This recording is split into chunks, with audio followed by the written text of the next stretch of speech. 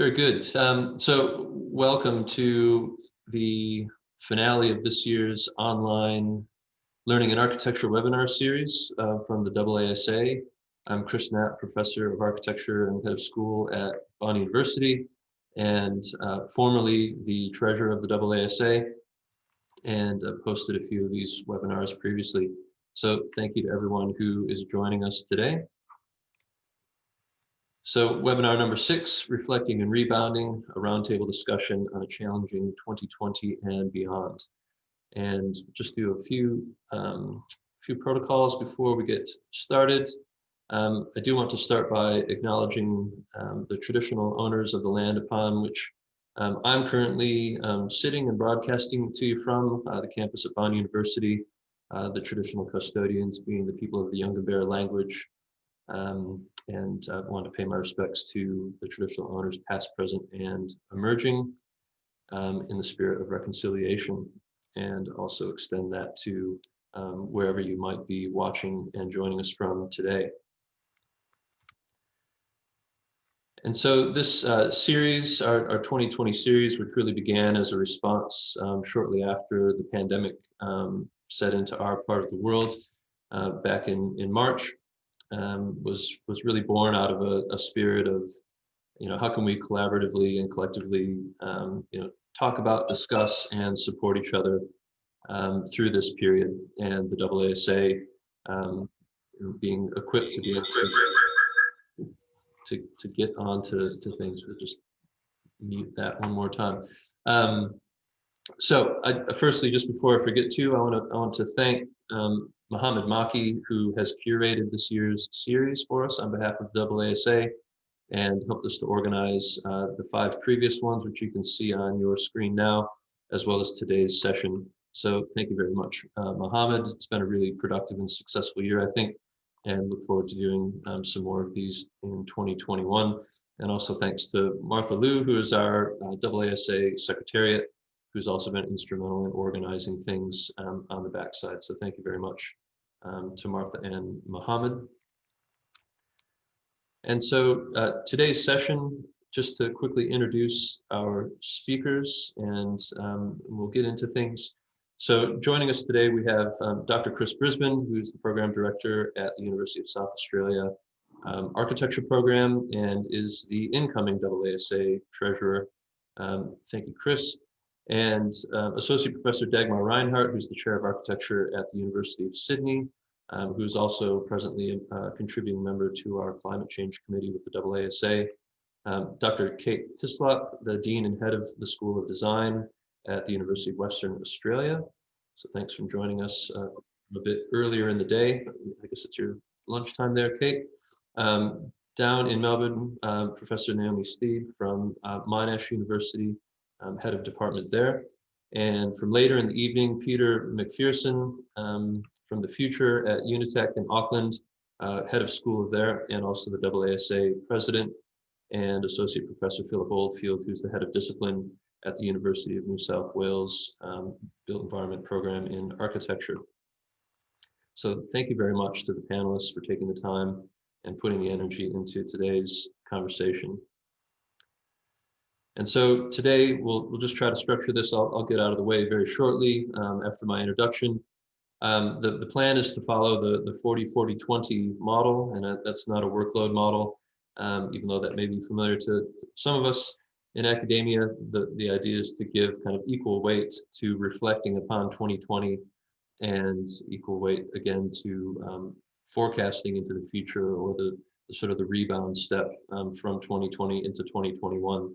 And talking about what's coming around the corner for us, hopefully with a sense of optimism, and then allowing a proportion around time for some Q&A. So I do invite our audience today to please, if you have questions that emerge during the conversation, put those into the chat or into the Q&A function, and we'll moderate those and come back to some of those questions towards the end of the session.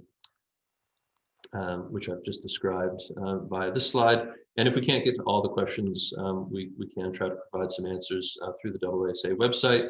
And finally, as a reminder, today's session is being recorded, and we will upload the recording along with all the other archived webinars from this year onto the AASA website, and we'll send out links to those recordings to those who registered and maybe couldn't attend today's event.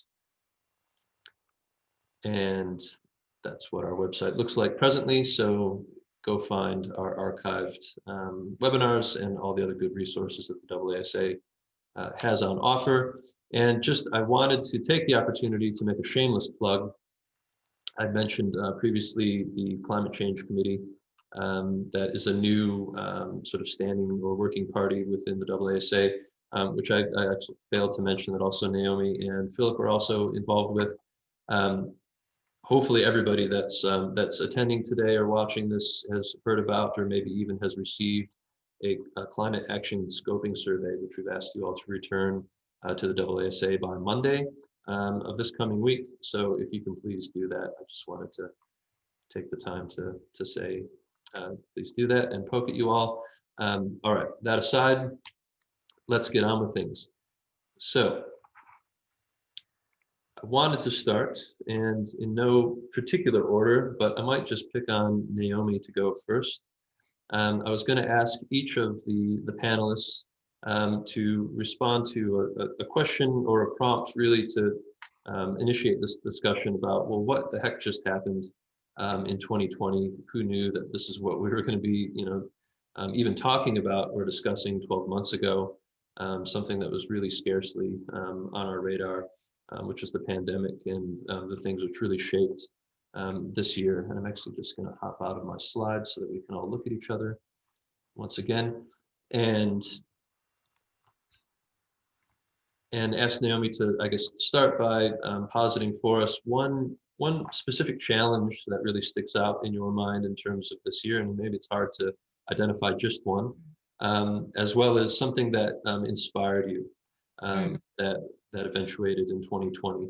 And that same question would be opened up to the rest of the panelists as well. So we might just kind of take that one in turn, and then we'll circle back to some common themes. So Naomi, if you wouldn't mind. Yes, thanks, Chris. They're good questions, and I did have a think, although of course it was really hard to narrow down one challenge because it's been such an astonishingly challenging year. I can't speak for the others, but I myself feel quite traumatized by the experience, which of course has been quite particular in Victoria. But so, I mean, obviously exhaustion, overwhelm, fear, anxiety, stress, this has been a challenge, and not just for staff and leadership, but also for the students. But I guess I'd like to encapsulate that in, it's been a challenge because we have all been human at work or at university in a way that we have never had to before. So managers and leaders, academic leaders and unit coordinators, blah, blah, blah, have been obliged to manage the feelings and fears of both staff and students in a way we've never had to do before. Like there was a kind of expectation that you would leave that stuff at home, and a particular model of professionalism that meant that we were kind of somehow less human. I mean, that's an extreme way of putting it, but so, the humanity really came crowding in. That was a challenge because people were scared and stressed and exhausted. So that would be one challenge that I'd particularly single out, which I must say is also an opportunity, which we'll come back to later. But in terms of the inspirations, I was inspired by the way in which I thought that there was a resetting of values, as in what we should value in the higher education sector. That the things that were really important actually became quite obvious. And for example, one of the things that's really important is teaching, and which perhaps some of our institutions had lost sight of in favor of research and engagement and other types of activities. But teaching is absolutely crucial to the mission of universities. And that was inspiring. I felt that was foregrounded in a way that had somewhat been lost to my eye and maybe lost again. And also related to that was, I think it was deeply inspiring to see my staff rally themselves into what you might call new expressions or infrastructures of care. This is related to the previous point, that staff had to care for their students in a way that they haven't had to do before. I mean, of course, we always care for our students, but we had to do it in new ways, to new extents, and we had to build new structures around it. So that was an inspiration, and that all had to be done very deliberately. Everything had to be done deliberately. Nothing could be taken for granted, which of course made everything far more laborious. But at the same time, if you were going to care for your students, you had to make that choice, and then you had to do it. So that's what I would say. Excellent. Thank you very much for that. And yeah, I guess it is worth also pointing out that, we're a geographically distributed group, and we've all, I think, experienced this this year in slightly different ways, and certainly at different sort of extremes. And obviously, your setting in Melbourne is probably one of the most extreme. Given what you've recently been able to start to emerge from, and the lockdowns and so forth there. Now, if I could maybe shift to Western Australia, Kate, if you can unmute and offer us your challenge and inspiration.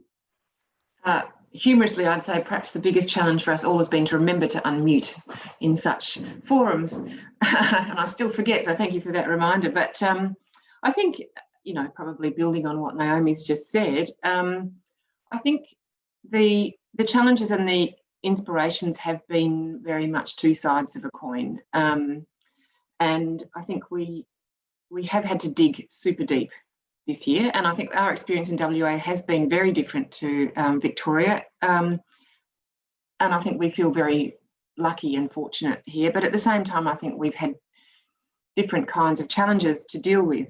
I think the big challenge through 2020 was the number of different times in our institution, and I would say it was the same in the other West Australian institutions, we had to shift and recalibrate and change direction and devise new ways of doing things. So we, with huge energy and goodwill, shifted to the online mode in semester one within 6 days.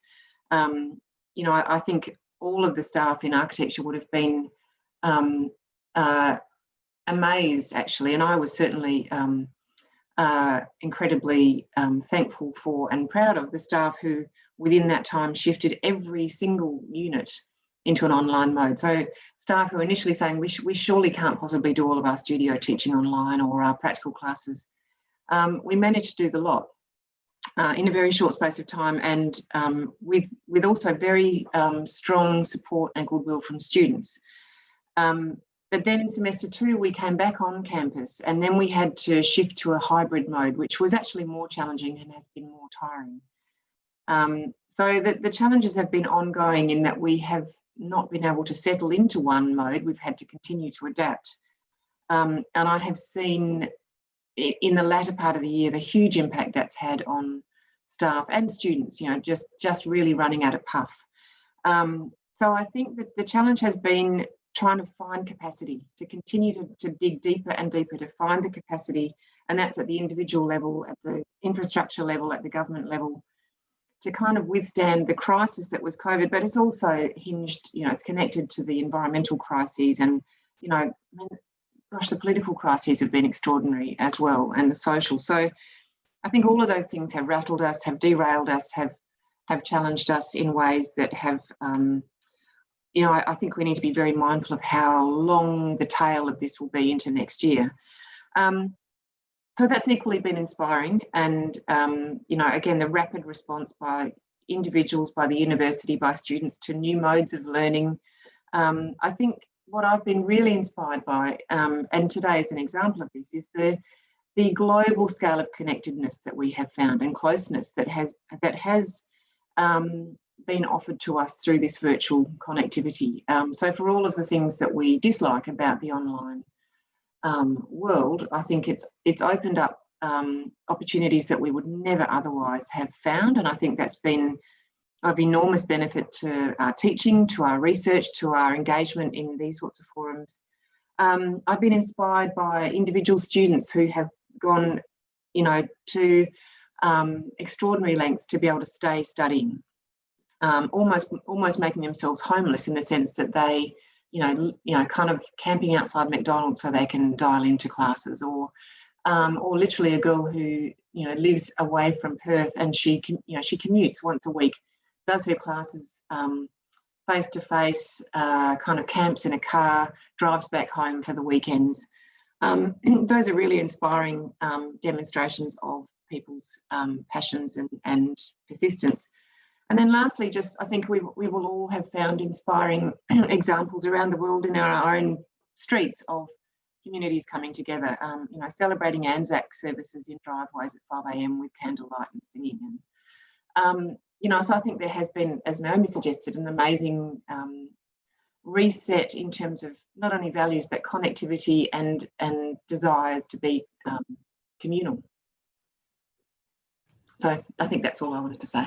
Fantastic. No, that's great. Thank you. And thanks also, I think, for raising the broader context of environmental, political, social sort of upheaval. And yeah, I mean, yeah, all those layers have really added up to make this year what it's been.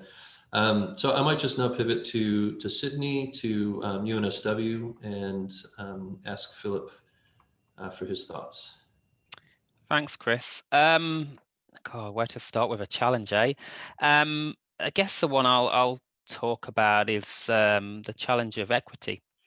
And online learning was heralded, or certainly in my head, before the year kind of commenced, as this great democratizer.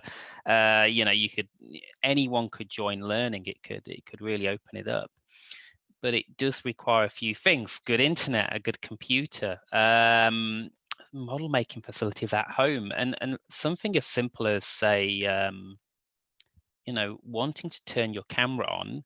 That's fine if you've got your own space, but if you've got small children, or you're sharing a space, that becomes much more challenging. And then what we found, I think one of the things we found very early on, is that's very difficult to manage. You know, we can change assessments, we can change course outlines, but we can't give everyone good internet, for example. And like Kate said, you know, you've got students driving to McDonald's or to a cafe to, you know, to pick up the Wi-Fi was a huge challenge. And I think one of the things that was pertinent for me was that the campus was always our backup.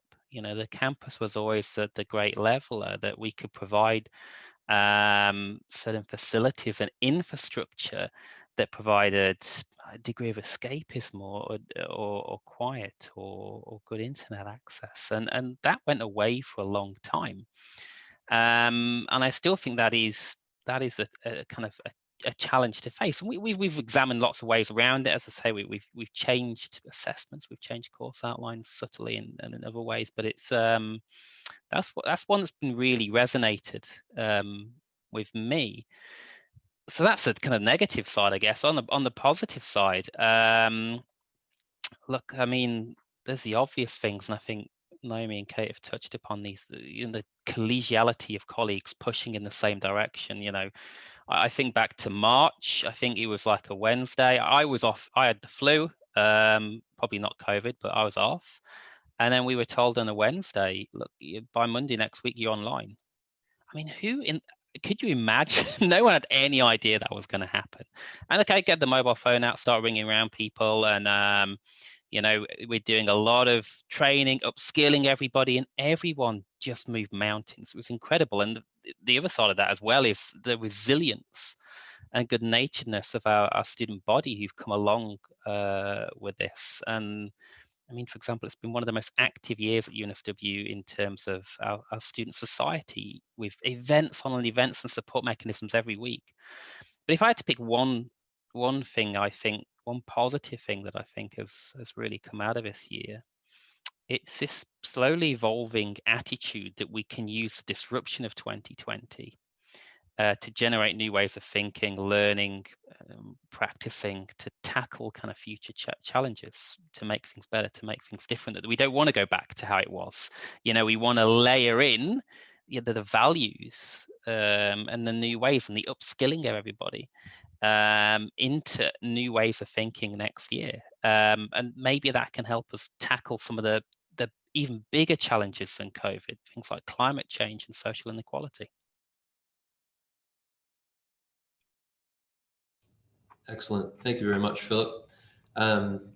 Yeah, fantastic set of observations.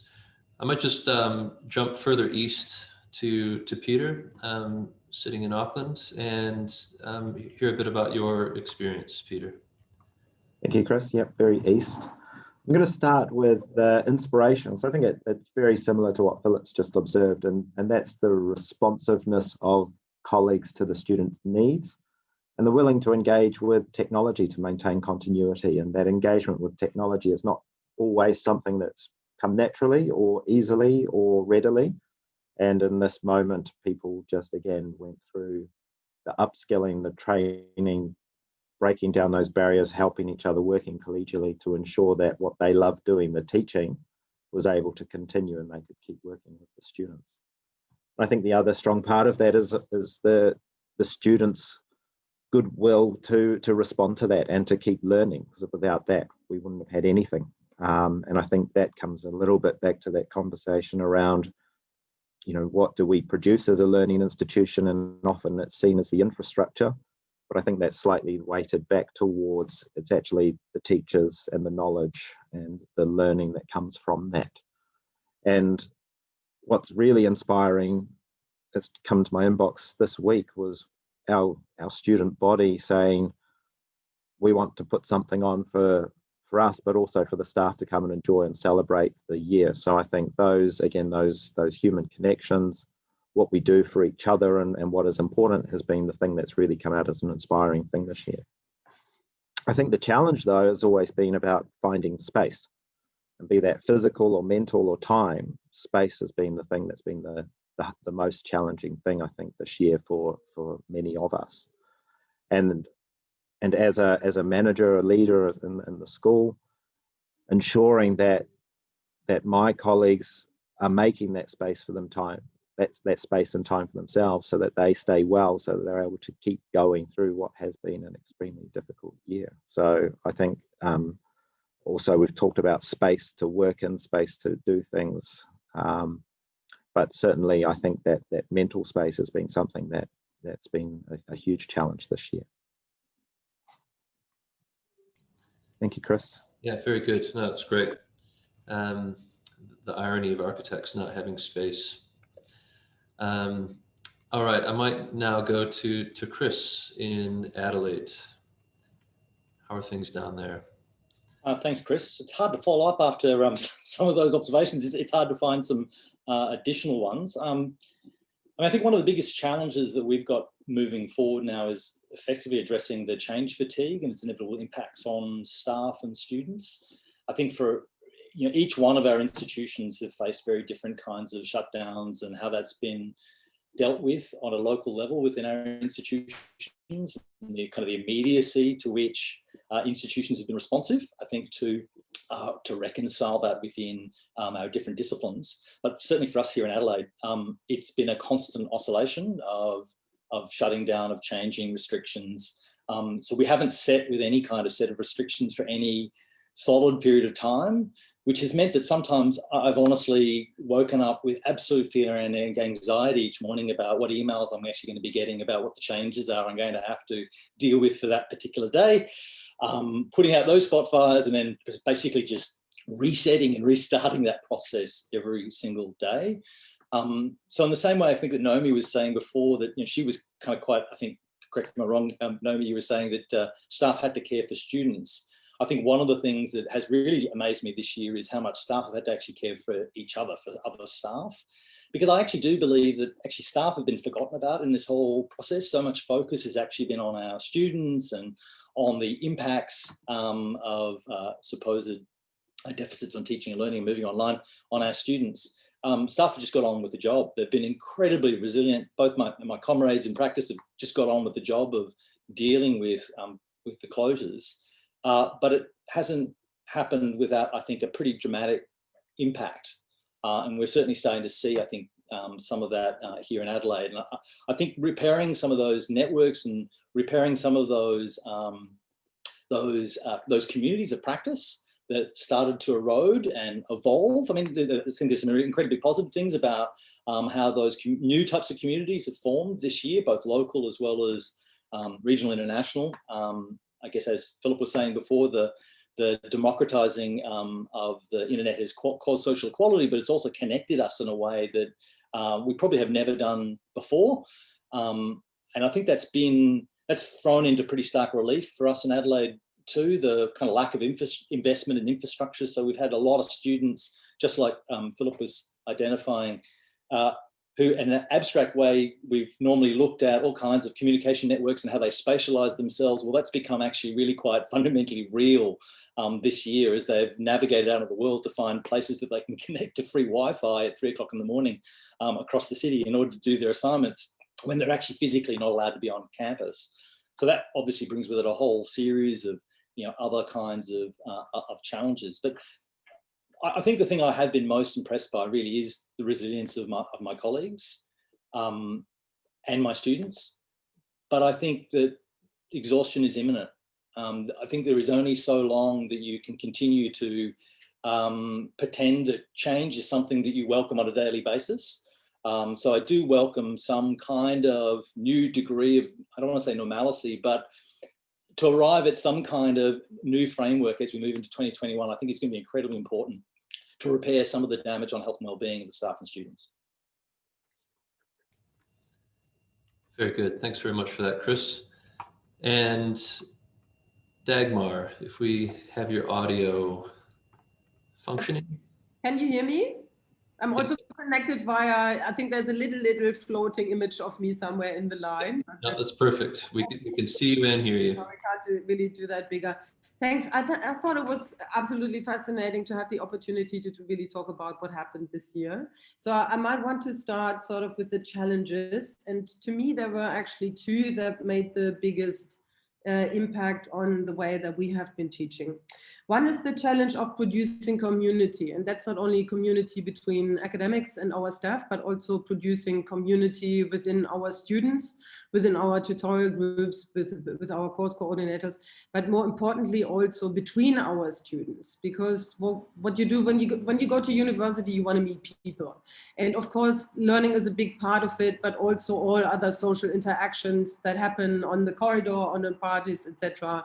They're really fundamentally growing experiences for our young people, and so we basically were not able to provide them alongside with their academic education that sort of social interaction. So I think that's been something that we tried to produce by working with larger groups or zooming in more often, or even having someone started Friday drinks that didn't really go on for long because it's still drinking on your own, so it doesn't, in a way it doesn't quite work. So the idea of community, I think that's something that we need to really continue to look into as we continue to teach in a blended mode, and to also, I mean, Naomi was talking sort of about the soft exchanges. I think that's very important to be able to bring humanity to the pedagogy that we do, and vice versa.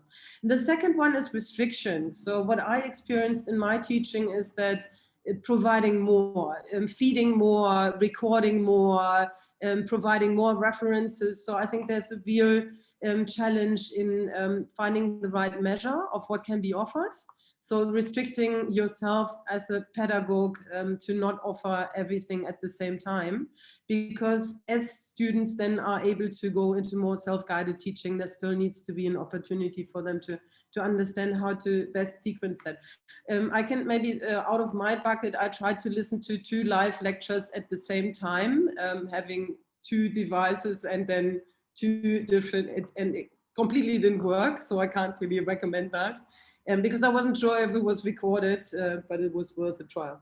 Now, on the other hand, if we talk about sort of the inspirational things, I've started to play a game here in-house with a couple of people, and so we call it Never Have We Ever. You know this drinking game, right? So it's a bit of truth and dare. And what's really so particular about that game is it's about social experiences, deep experiences, thresholds, and individual and social learning. And so I think if we talk about our experiences this year as never have we ever, then we have a better chance of really turning that into some positive, not naive, but optimistic and positive approach. So never have we ever gathered around screens as our primary medium of exchange. That was really strange. Never have we ever undertaken so much fundamental reviews of our mechanics of teaching. So what I really liked about some of that is that you work very closely with the whole group of projects and students on the DNA. So for the people in computational design, you really go into Rhino and Grasshopper data, and you do it with a whole class of 50 people rather than with 2 or 3. So I think there's definitely a learning curve in looking at that, that DNA possibility. Never have we ever multitasked to such an extent. Never have we ever had so much open access to material that needs to be staged. Never have we ever collaborated across so many different medias, and never have we ever collaborated across so many different times. So I think this whole idea about time and being dislocalized and disspaced and detimed, that's something that we can take as an opportunity as well. That's about it. That's great. I love the never have we ever. That's a fantastic way to unpack some things.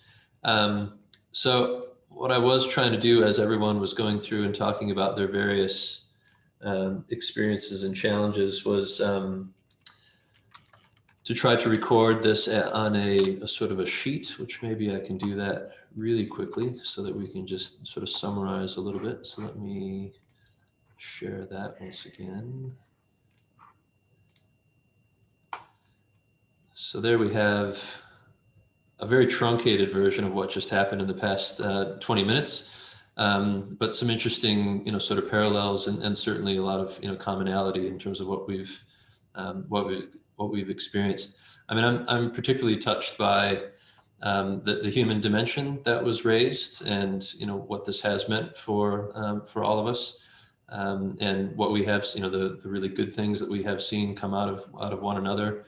And I did want to point to something that was brought up about, staff capacity and the sense that maybe staff did get a little bit lost in this, not to turn this into a support group necessarily, but,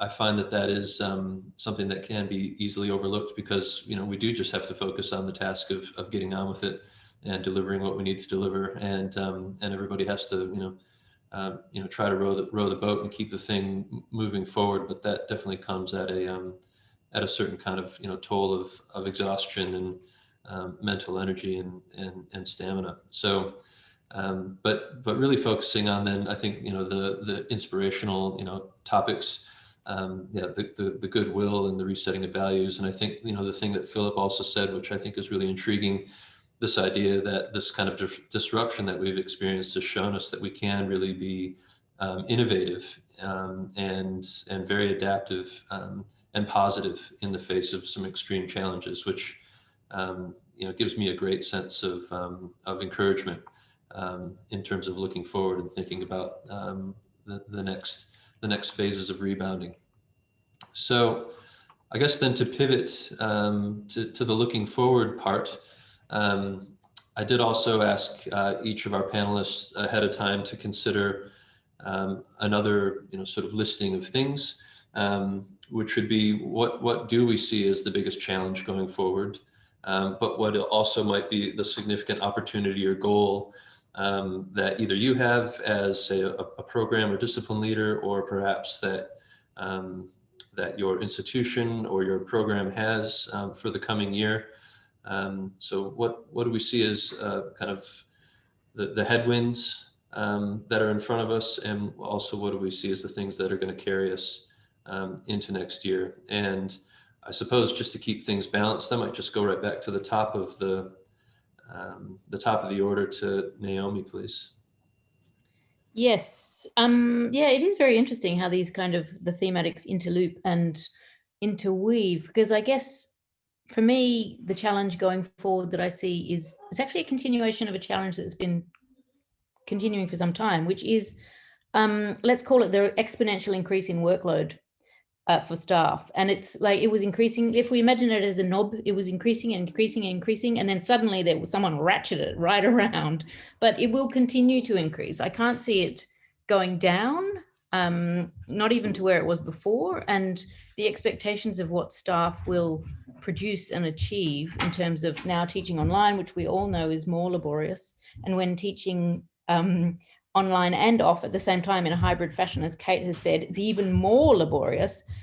So the expectation that people will do that whilst at the same time producing the same amount of research outputs, et cetera, et cetera, et cetera, something's got to give.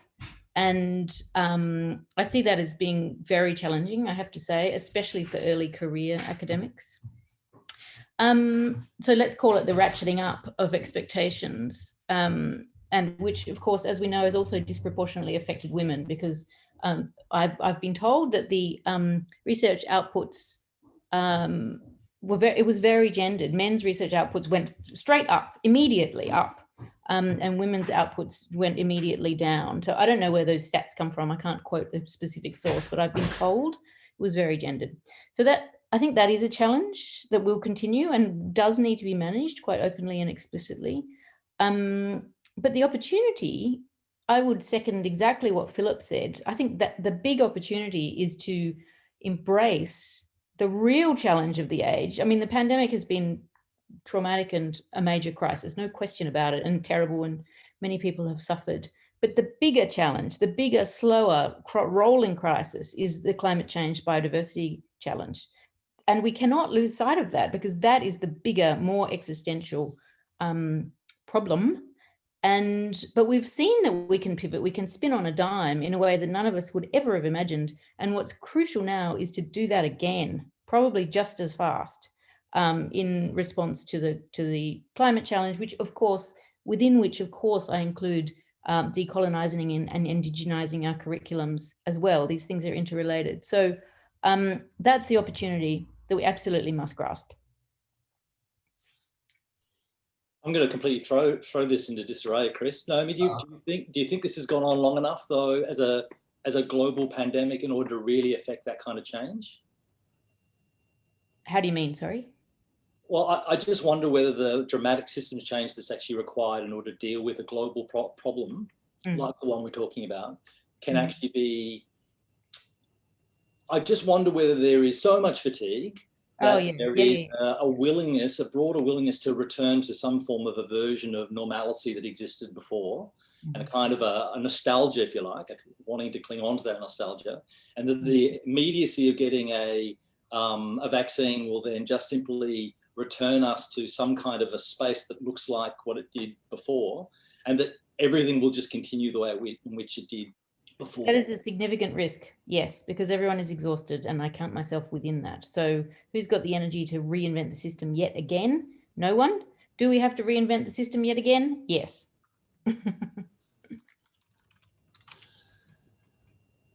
Chris, maybe since you've jumped into the fray, do you want to maybe, well, I've just written down perhaps the challenge that you would cite is who has the energy. But perhaps if you have another one that you wanted to add, but also what have you kind of set your sights on as a goal or opportunity for the coming year? Well, actually, it kind of is really, I don't know how we recharge ourselves. I don't know how we recharge our students. I don't know how we wake up each day and are able to bring that equal level of enthusiasm and energy and passion, that is absolutely critical to what we actually do. The kinds of, I mean, to give a quick example, we went into a lockdown. It was incredibly short. It was nothing like has actually occurred anywhere else in the country. But it happened at an absolutely critical time for us. It was basically 3 days before our final exhibition. It was 3 days before our awards night. It was 3 days before the graduates having their party.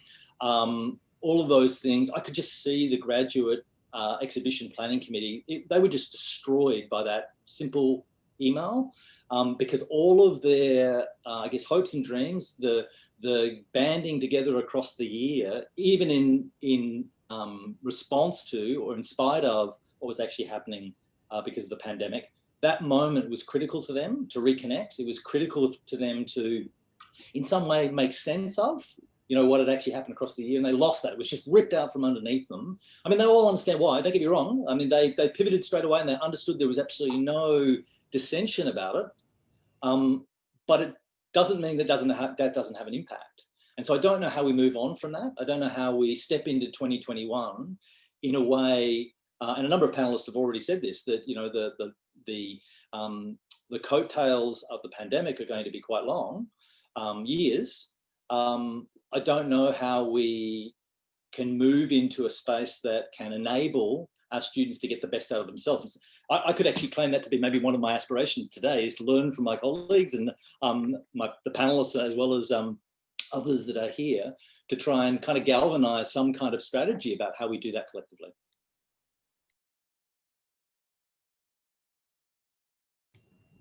Very good. I might shift to Kate. And thanks, Chris. No pressure. Yes.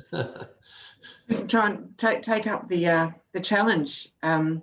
So I wrote several notes about what Rebound looks like in 2021, and I think to keep, to make sure that we provide some different responses to this, I am going to respond very much from a Western Australian point of view.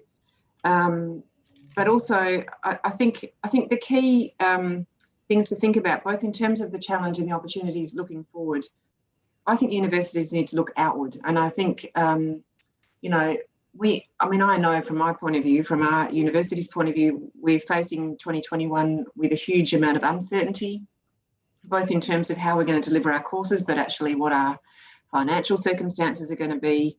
And I don't want to dwell on that in this forum, because I don't think that's necessarily going to be constructive in the way that Chris Brisbane has just called for. So I think there are big challenges facing our architecture program, not least of which is identifying what is the biggest challenge actually to prioritise.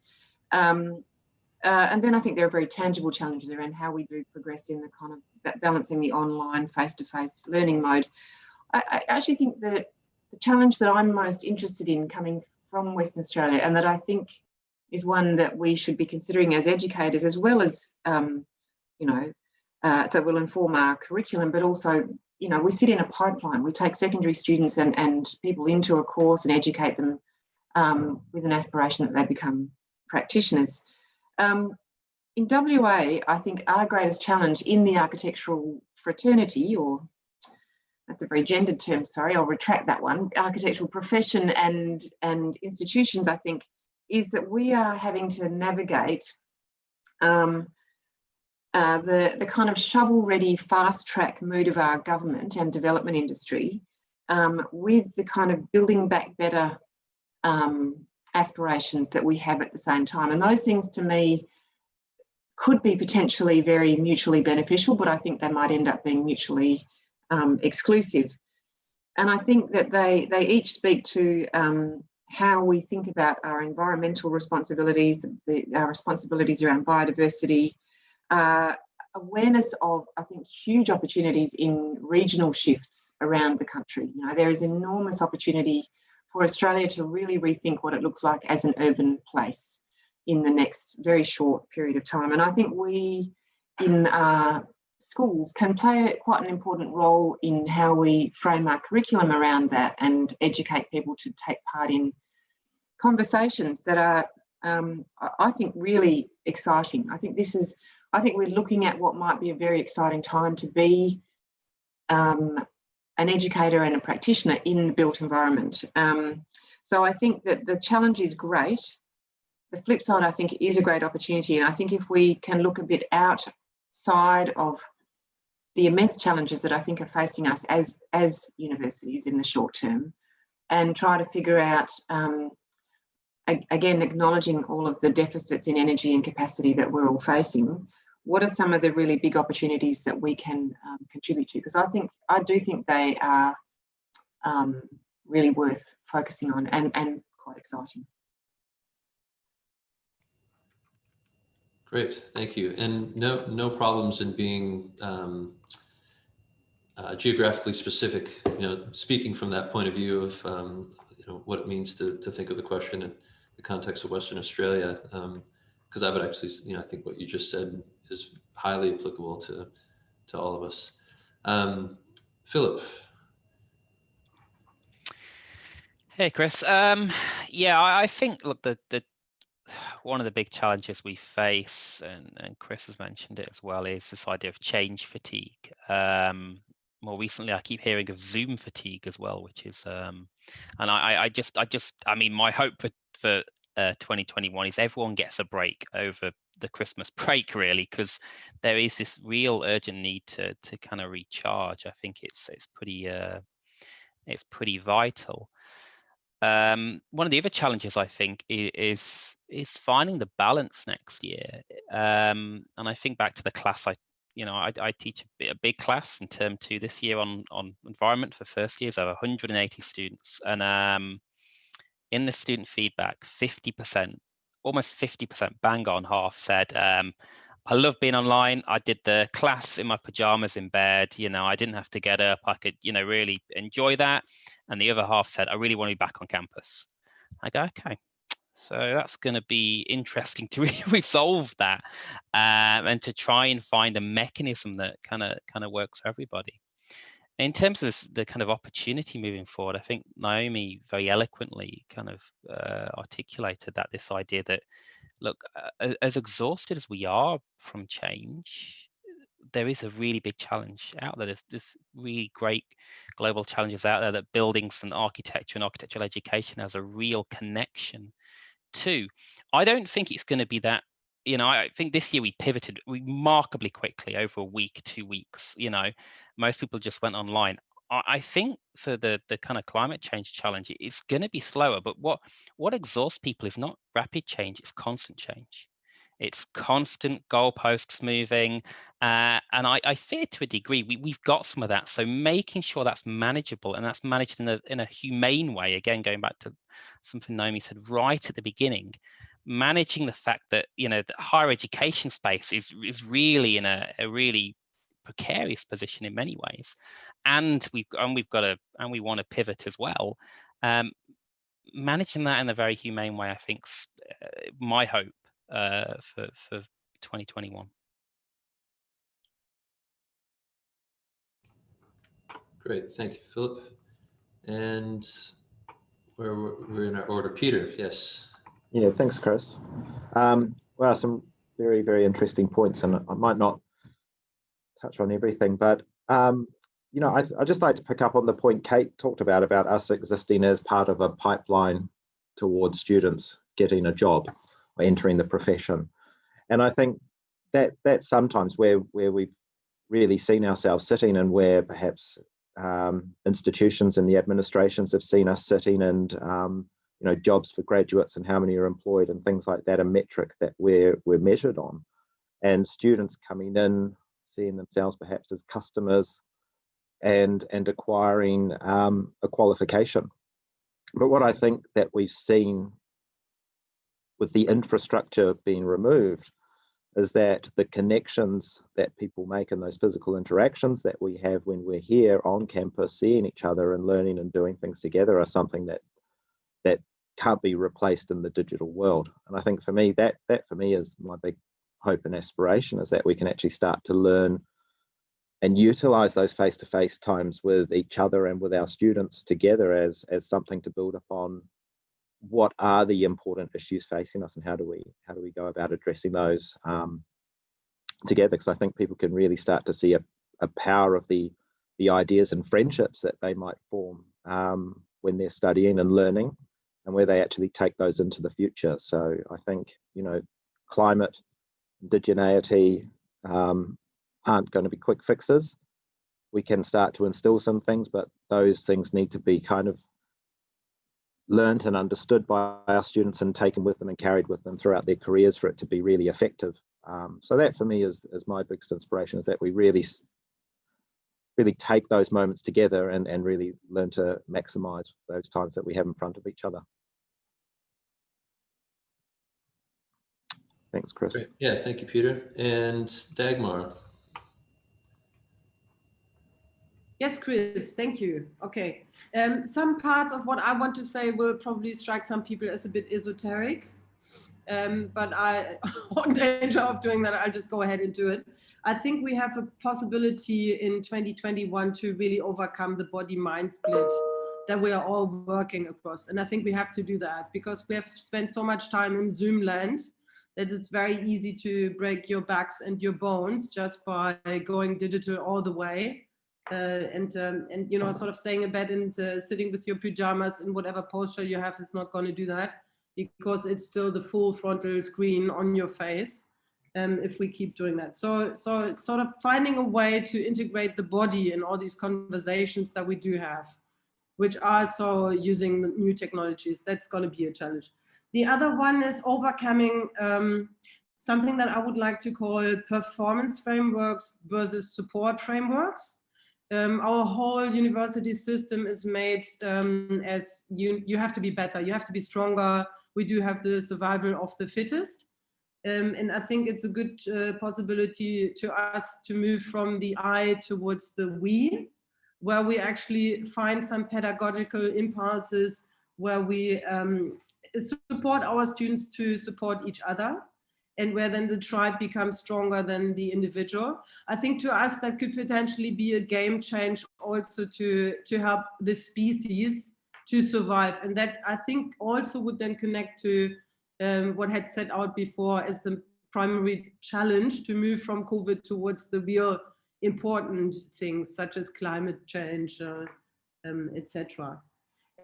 So that's one framework. And then the other framework that I'm interested in is then of course not to move it only into the body, but also to build up a parallel conversation that whereas we are using all these online and digital technologies, where I can see that we easily can collaborate across the globe through AR and VR, we are also finding some segues into becoming more material and really, and we have done that for years and years to move digital computation towards fabrication and robotics, but to bring back this conversation about materials, processes, and techniques, and to make sure that we're not losing that, as we say, online and with a reduced face-to-face.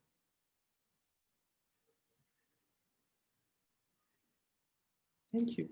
Yep, great. Thank you, Dagmar. And yeah, look, I think that's a great, again, a great collection of aspirations, goals, and some very realistic challenges that that are in front of us. And I might just once again, I'll just share that. Again, that's a pretty truncated version of what we just heard. So apologies for not picking up on the finer and more eloquent points. But again, you can see in the challenges, there's some consistency there around the questions of kind of fatigue and the ramping up of expectations and how we sort of cope with those things, and the kind of pressures that technologies and so forth are also putting on us in that regard.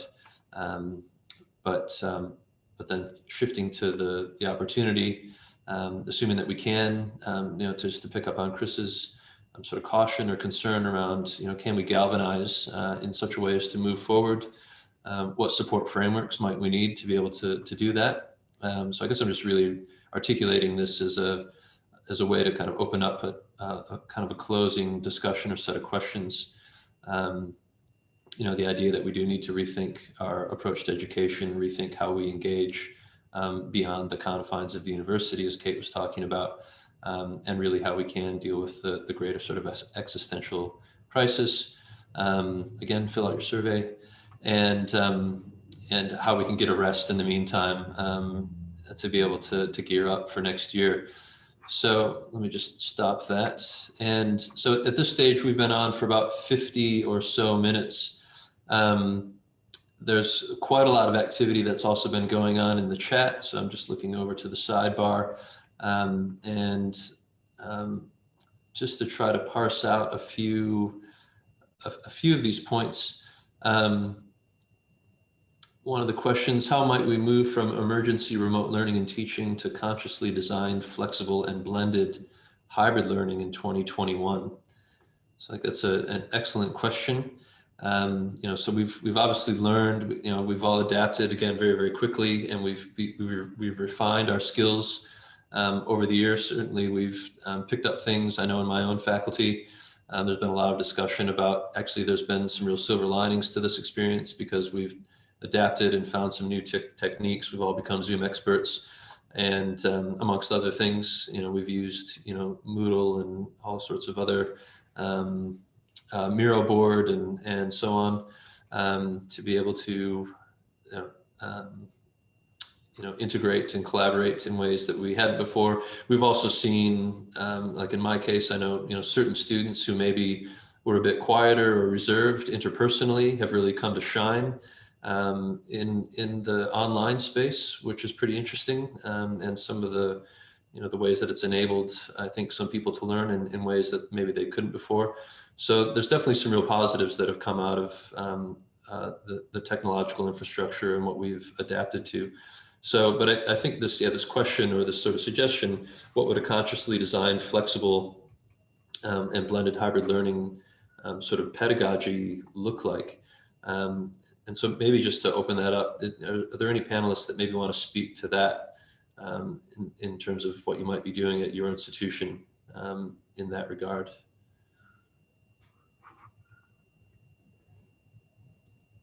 Not all at once, though. Chris, just a quick thought. We have been talking about this, given that we've had a semester of trying to do it in a, I wouldn't say it's been in a very designed or planned way, but we are having to think about it for next year. And one of the things that we are considering too is just not expecting that every staff member might be cut out to do the flexible or the blended or the hybrid mode of instruction. And and really it might be worth, at least in the immediate term, identifying people who are interested, who are, wanting to sort of innovate and undertake some training and allow people to self-identify perhaps. And I think going back to Peter's point, make sure that we really value, prioritise and make visible the important face-to-face learning that I think none of us would want to lose, but equally make the online experience a more positive one for both the staff and students by investing in it and making that as good as we can as well. So we've kind of figured that maybe it needs to be very much, kind of a team effort. You figure out where people are best going to be played. Yeah, no, that's a really good point. And it also brings me back to just thinking a bit about this question, how do we, as a more highly taxed sort of, workforce, or the people that are deploying teaching and so on, and how do we sort of cope? And one of the things I was thinking about when Chris was raising that was, can institutions start to, provide things like teaching relief or, opportunities for, professional development, as Kate was just saying. Are there ways to, provide some breathing room in the workload models and so on? And I suppose one has to have an eye on the horizon for that light, that light at the end of the tunnel in the institutional budgets. That's probably one of our biggest constraints. Can we sort of weather that? Because I think until the finances sort of balance out, will we be afforded those, I don't want to call them indulgences, I think we should call them necessities. But that's certainly, I think, one of the cruxes of that matter, which does lead me to another question that came through the chat, which was, is the higher education sector built on a flawed business model? Are we just going to, pivot to find different international markets that sustain our sort of business as usual practice? Or is one of the goals or opportunities of our current, situation one that we can really rethink the full fee paying model? That's maybe a question that's above my own pay grade, but I am curious if there are some comments or thoughts in relation to that question from our audience. Or maybe no one wants to go there. The session's being recorded. That was a question from Chris, wasn't it? Chris, do you want to answer your own question? I wouldn't have asked the question if I had the answer. Again, I guess I think you can get from me today, there's a bit of cynicism about whether or not we have been impacted enough to really affect change. And I've just seen this happen time and time again at a number of institutions I've been at, where a market fails and the capitalist model of that educational structure, it just pivots into another market. So I mean, I think there are some other comments that Yolanda and others have mentioned about whether or not there is an opportunity for the de-geographer, God, I can't even say that word. We're on Friday and I've lost my lexicon. The capacity for new models of online and blended learning to connect together communities of practice globally that might actually start to challenge that particular higher educational model we have in Australia.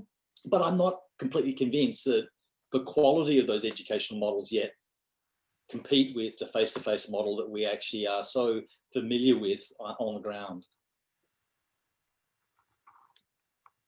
No, it's a good point, and I think also to Peter's comment earlier, there's a real importance in that.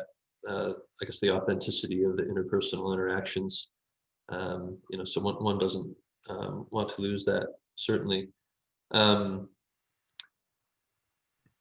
Yeah, Chris, I was just going to say, sorry, just a small point, but I think this is one of the things about deliberateness that, whenever again, will we just assume that all classes have to be face-to-face? We'll think, okay, which classes are best face-to-face?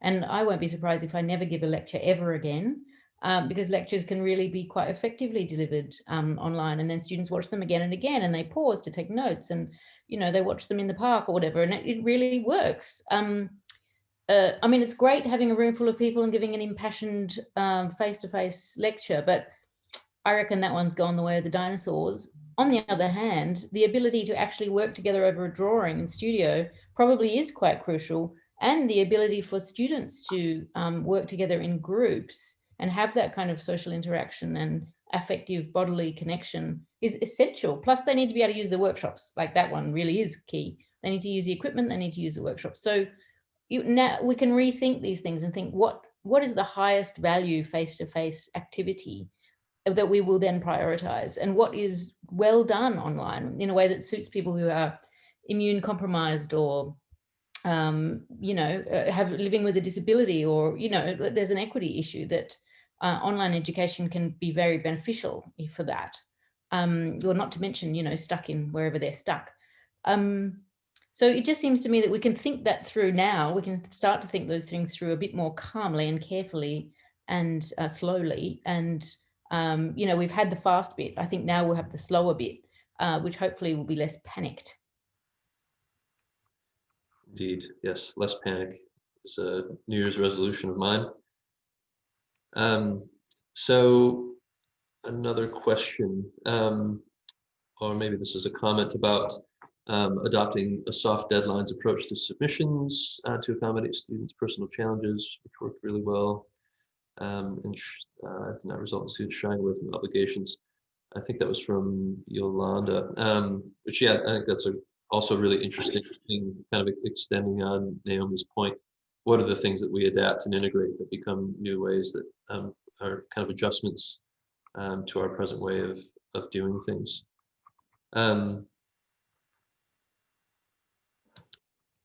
Yeah, Chris, I might there was something else that I was thinking as well, and yes, Naomi, I think, touched on it too. And, we have a much greater awareness of things going on in our students' lives and things going on in our colleagues' lives, which were left at the door, at the gate previously. And I think, that understanding of those deadlines for things and what might be submitted in what ways has become something that we've all become much more aware of. So I think this shifting online and when people can do things and how they can do things is one of the big things I feel that can level out the playing field a little bit more into who might be able to access an education and architecture and when and how. Indeed.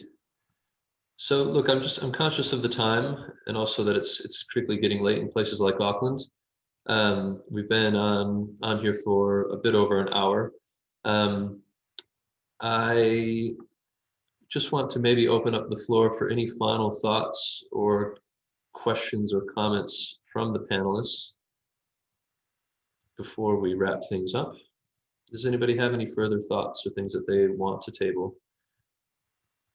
And I suppose also just to one of my kind of parting thoughts is, I think again, the value of this entire greater portion of this year where we've conducted these webinars, we've had these discussions, and opportunities to get together.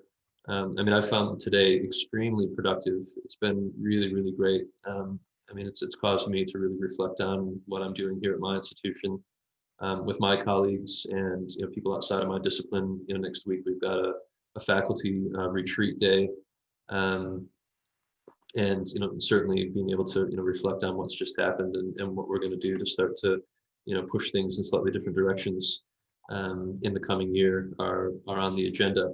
But today's discussion is really going to help inform my thinking around some of those topics. So I've really appreciated this conversation. So any other thoughts?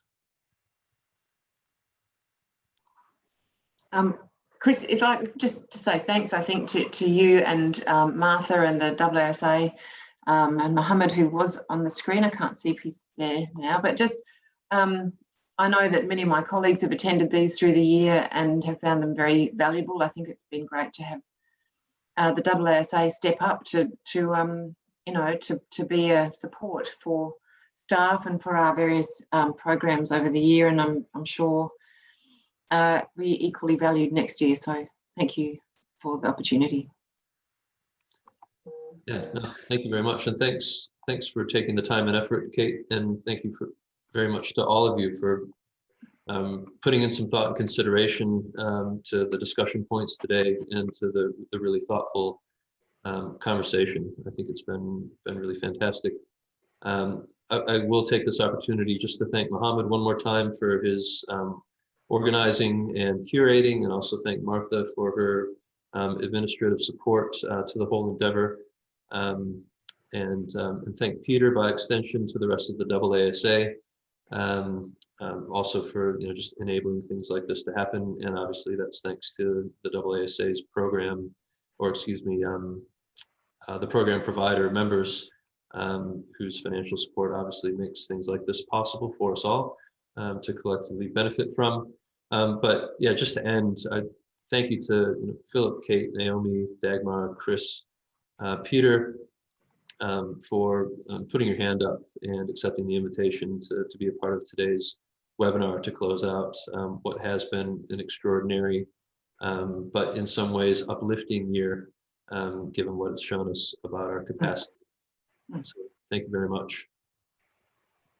Thank you, Chris, for expert sharing. Yeah, it's a pleasure. Thank you, Chris.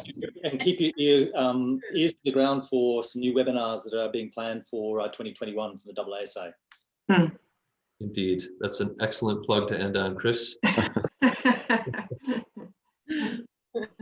Okay. And fill out that climate survey. Number 3. All right, have a good weekend, everybody, and have a great break when you are able to have it.